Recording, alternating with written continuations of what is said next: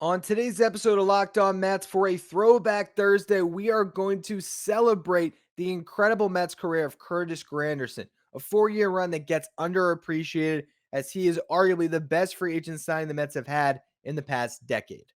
You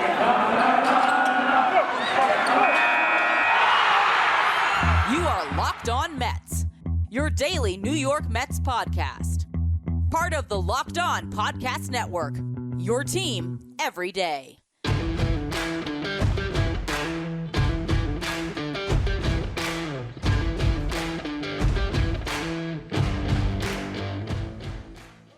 Hello to all you amazing Mets fans. You're listening to Locked On Mets, part of the Locked On Podcast Network, your team every day. Thank you for making Locked On Mets your first listen every day. Locked On Mets is free and available on all platforms, including YouTube.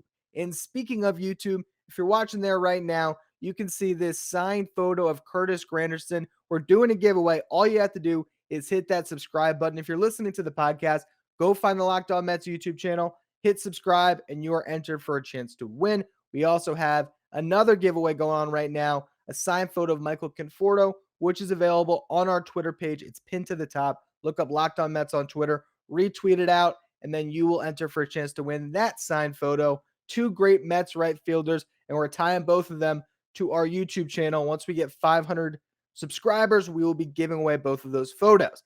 Now, on today's show, we're going to be talking about Curtis Granderson for a Throwback Thursday. Maybe it's just a sad Mets fan, doing a little defense mechanism as the Braves are getting close to winning a World Series, that I want to spend some time talking about Granderson and the 2015 Mets and how good this guy was. We don't remember what an incredible signing Curtis Granderson was for the Mets. Really the best signing they've made in the past 10 years. Really, he was just sensational for his 4 years with the Mets. In the first segment, I want to talk about 2014, the circumstances for which he signed with the team. He was part of a team that set the stage for 2015, which we'll get into in the second segment. And then in the last segment, I want to talk about how Curtis Granderson relates to Michael Conforto, what we're going to be doing throughout the rest of the week when it comes to tomorrow's episode, and also how this will relate to Starling Marte, a free agent I find to be very similar to Curtis Granderson back in 2013. Before we get to any of that, though, I'm your host, Ryan Finkelstein. If you want to find any of my work,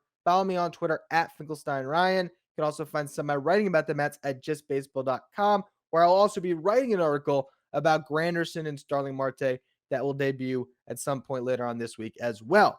Now, if we're to go back to the offseason where the Mets signed Curtis Granderson, the narrative at the time was, here we go again. The Mets are getting another former Yankee who is probably past their prime. The Yankees are done with Granderson.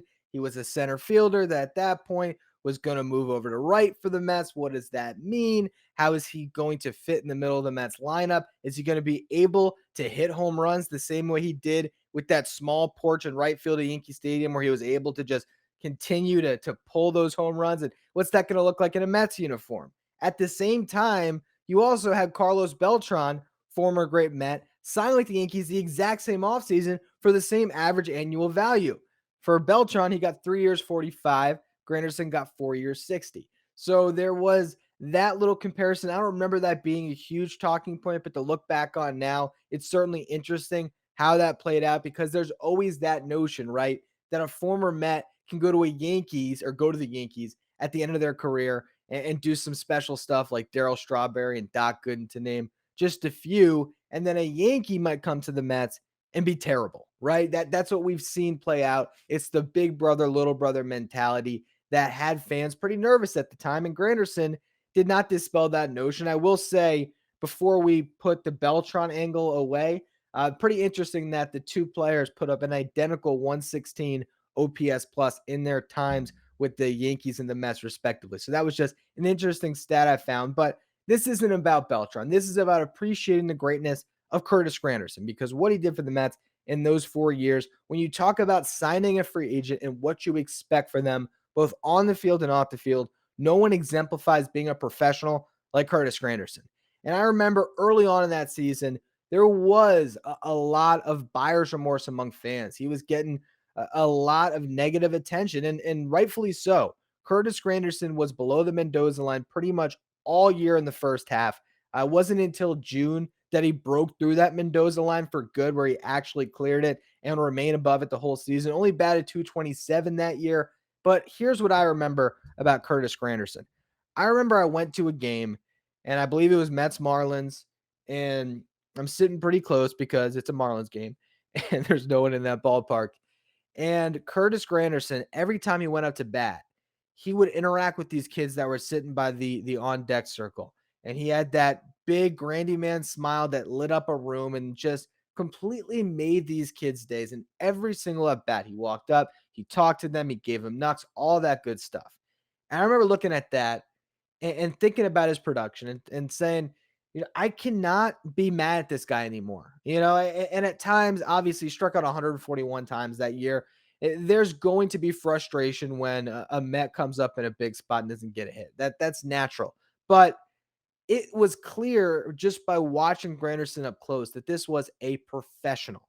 And what I mean by that is this was a guy who put all the time in on his body, on his craft, making sure he was doing everything he could to perform on the field. He was great with the media. He was great in the community. He was just exemplary in every single facet of what you would want.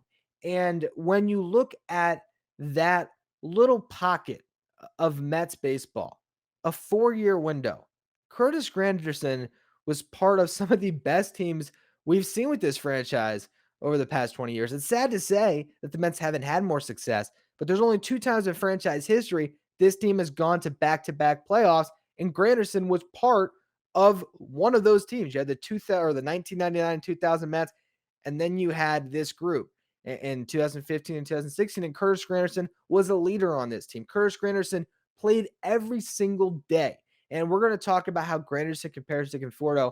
I'll tell you what, one of the things about Curtis Granderson, in his mid-30s, every single day, no injuries, the guy showed up. He was in the starting lineup. A lot of times he was batting leadoff, and what he did for the Mets, you can't just measure it based on his home runs and his batting average. It went beyond that, and we just recently watched the 30 for 30 doc on the 1986 Mets, and I had a whole episode with Brian Wright that you can find in our Throwback Thursday playlist where we talk about that team. We talk about Keith Hernandez a lot because the documentary focused on Keith Hernandez a lot and what he meant to that team, his leadership. And I look at Curtis Granderson in 2014, and it was very similar to Keith Hernandez in 84 and 85. Obviously, not to the same extent. No one can be the type of magnifying personality as Keith Hernandez.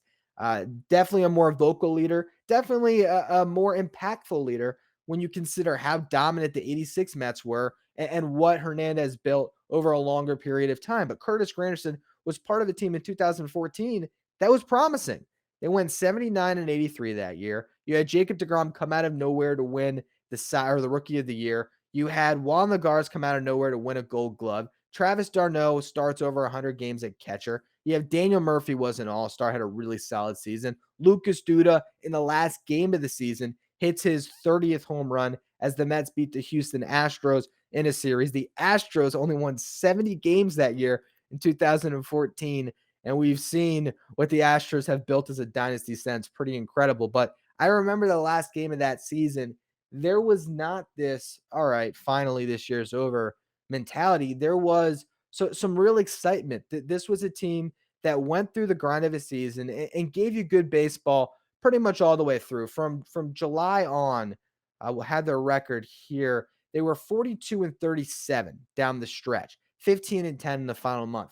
Nothing incredible, but you had Zach Wheeler coming off a great year. Of course, we found out in spring training the following year that he would end up having Tommy John and miss the 2015 season, but we didn't know that at the time. You had Harvey coming back from Tommy John. You had DeGrom now a Rookie of the Year. Suddenly there's this incredible rotation that you can build around. As I mentioned, you had Duda and Murphy coming into their own as professionals. Curtis Granderson as this leader out there every day in right field. And you just felt like maybe the 2015 Mets could do something special, and they certainly did that, and Granderson was a huge part of it. I'll talk about that more in just a minute. One reason to repair and maintain your cars is to save money. So why would you choose to spend 30%, 50%, maybe even 100% more for the exact same auto parts at a chain store or new car dealership when you can just go to rockauto.com, a family business that has been serving auto parts to customers online for 20 years. They have everything you could want From engine control modules to brake parts, tail lamps, motor oil, even new carpet. Whether it's for your classic or daily driver, get everything you need in a few easy clicks and have it delivered directly to your door. The RockAuto.com catalog is unique and remarkably easy to navigate. Quickly see all the parts available for your vehicle, then choose the brand, specifications, and prices you prefer. Go to rockauto.com right now, see all the parts available for your car or truck. Right locked on in there. How did you hear about us box? So they know that we sent you. Amazing selection, reliably low prices, all the parts your car will ever need. rockauto.com. So if there's one thing we don't talk about enough when it comes to Curtis Granderson and his time with the Mets, he was the best player on the 2015 Mets. He led the team with a 5.3 F WAR. The guy played almost every single game, played 157 games, started 144, played great defense in right field, was worth 12 defensive runs saved. And when you talk about signing a player to a $60 million contract, you would want them to be great every single year. And Granderson certainly put up solid seasons year after year with the Mets. Obviously, his first year was his worst year. His last year, when he got traded midseason, wasn't nearly on the same level as he was at 2015 and 2016. But what you really are hoping for is you're hoping to get a player who can take you over the top in a season. And what Granderson did in 2015, he was worth every penny of the $60 million contract just for that year alone. To put up a season where you lead the team in WAR and the Mets win the division, to go out every single day and play. He hit 26 home runs out of the leadoff spot. That was one behind Lucas Duda for the team lead. He led the Mets in extra base hits, getting one more than Duda with 61. Got on base at a 364 clip. I talk a lot about weighted runs created plus, which measures league hitters based on an average of 100. It's a great metric to understand the value a hitter is bringing to the lineup.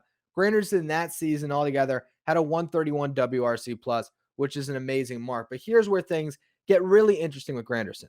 We always talk about Yoenis Cespedes. There's this narrative that Cespedes put the team on his back and it was all him. It was great pitching and it was Yoenis Cespedes and Murphy hit the home runs in the playoffs. That's not true. I've gone into this in past episodes where I talked about Javi Baez and compared him to Cespedes, and the entire team around Cespedes was great in the second half. It wasn't just one guy. It was the whole team. And the leader in F WAR when it comes to the Mets in the second half of the 2015 season, it was Curtis Granderson with a 3 F WAR. Now, if you go from the trade deadline on, Granderson was at 2.4, Cespedes at 2.6. So Cess, from the deadline on, was slightly better than Granderson. I'm not taking anything away from Cespedes. 17 home runs. The guy was incredible. But Curtis Granderson was doing it from the leadoff spot in that second half of the year. He scored 54 runs, giving the Mets those early leads with the great pitching. Your rotation from there held on, and the Mets won a ton of games. They run away with the division, and they eventually run their way to the World Series. But you look at the second half number for Granderson and what he did day in and day out. He hit 12 home runs, had 40 RBIs. As I said, they scored the 54 runs. He hit 275, a 391 on base percentage, 498 slugging percentage, WRC plus of 149. As I mentioned, the 12 defensive runs saved out in right field. There's always this talk that Granderson, as a former center fielder that didn't have that big arm, how could he handle right field? Well, he handled it beautifully during his time with the Mets, and he even played some center field in 2016 when the Mets needed him to at 35 and played well out there as well. You go to the playoffs, and Granderson performed, right? The NLDS, which was really the toughest series the Mets had. You look at the Cubs series, they just steamrolled them that year in the NLCS. The NLDS was the series that you go back to that team, and that's the really impressive one the Mets won, a series that went 5 games, could have gone either way, and Curtis Granderson was amazing that series. He went 7 for 18 with 3 walks, so he hit 389 with a 476 on-base percentage in that 5-game series, 500 slugging percentage, 976 OPS. He led the Mets and led the series in RBIs with 5, tied with Daniel Murphy and also Adrian Gonzalez on the other side. He was really a big catalyst that gets forgotten because we talk about Jacob deGrom and the gritty performance that he had in Game 5. We talk about Michael Conforto homering off Kershaw and Greinke. We talk about Murphy and that start of that home run streak that led into the NLCS, where he really did put the team on his back and carry the Mets to a World Series, winning the NLCS MVP. There were so many different guys that get shine from that year, and Granderson often gets lost in the translation there. And it's not fair because the numbers he put up, the impact he had, his leadership, it's a huge reason why the Mets went to the World Series that year. And then obviously, if you look back at the NLCS numbers, they weren't great for Granderson. But when it came to the World Series, the guy once again produced. He led the World Series with 3 home runs. And the interesting stat I found, Curtis Granderson out-homered the Royals in the 2015 World Series. The entire team, Granderson out-homered them. He had 3. The Royals as a team had 2. And that just tells you about how different that team was compared to current teams where the Royals were the pass the baton team, move the line, just get base hits. It's still remarkable they won that World Series. I think if you look on paper at the two teams, the Mets still were the better team there. But you had the quick pitch home run that Familia gave up, which was one of the 2 home runs. It really, in my opinion, still completely turned the tide to the entire series. If he doesn't quick pitch Gordon, maybe the Mets win game 1 and they end up winning that series, but they did not. And also Acides Escobar hit a home run. So those are the 2 home runs the Royals got. Granderson had 3 home runs in the 5 games. So bottom line, you look back at the 2015 Mets and everyone talks about Yoenis Cespedes, and rightfully so. The end of the day, though, when the stakes were at their highest in the World Series, you had the big trade deadline acquisition of that year, Cespedes, who went 3 for 20 with all singles in the World Series. And then you had Granderson, who hit 3 home runs and continued to play great defense out in right field. So Curtis Granderson, unbelievable signing for the Mets. It's why I think they should be really in on Starling Marte. I'll talk about that in a bit. I also want to go back to Michael Conforto and just talk about what Granderson did for the Mets in that 4-year window and why sometimes it's better to bet on a veteran through free agency. BetOnline is back and better than ever, now featuring a new web interface for the start of the basketball season with more props, odds, and lines available than ever before. BetOnline remains your number one spot for all the basketball and football action this season. Head to the new updated desktop or mobile website to sign up today and receive your 50% welcome bonus on your first deposit by using the promo code Locked On. From basketball, football, baseball, NHL, boxing, and UFC, right to your favorite Vegas casino games. Don't wait to take advantage of all the amazing offers available for the 2021 season. BetOnline is the fastest and easiest way to bet on all your favorite sports. BetOnline, where the game starts. So after the 2015 season, Curtis Granderson once again played a big role in another playoff team in 2016. Hit 30 home runs that year, hit some big home runs down the stretch. When the Mets got Jay Bruce at the trade deadline, they shifted Granderson back into center field at 35, as I mentioned before, and he played the position well. In fact, he had one of the best catches in Mets history when it comes to the playoffs, playing center field. I forget that he was actually playing center when he made that remarkable catch. I wish I could say that this was the catch, that signed photo that you can get if you subscribe to Locked On Mets on YouTube, but it's not a picture of that catch. It's another great catch that Granderson made in right field. But when he was playing center in that wild card game, he made that catch where he crashed into the wall. It's second behind the Andy Chavez catch for amazing Mets catches in playoff losses. Unfortunately, it was one of those momentum shifting plays that you thought was going to win that wild card game for the Mets. And the Mets, who knows if they win that, maybe they go on a run throughout that playoffs. Unfortunately, Madison Bumgarner just a little bit better than Noah Syndergaard because he went a little bit longer. Jeurys Familia gives up the home run to Gillespie. I don't know why I'm talking about that right now. That's very unfortunate. But Granderson, when it comes to those 4 years of the Mets, again, he just did everything you could have asked for, both on the field and off the field. 2017, 111 games played. He was out there and he still hit 19 home runs, only missed 8 games before he got traded to the Dodgers. Mets get some prospects back, or a prospect back, if I'm not mistaken, which I don't believe panned out to anything. But Granderson, when it comes to fulfilling a 4-year contract, did all he could ask for. 3.5 great years in a lost season, didn't complain, was still playing it out, gets traded, you get some value back. Just a really good Met, and I think a Met that deserves to be appreciated a little more than he is.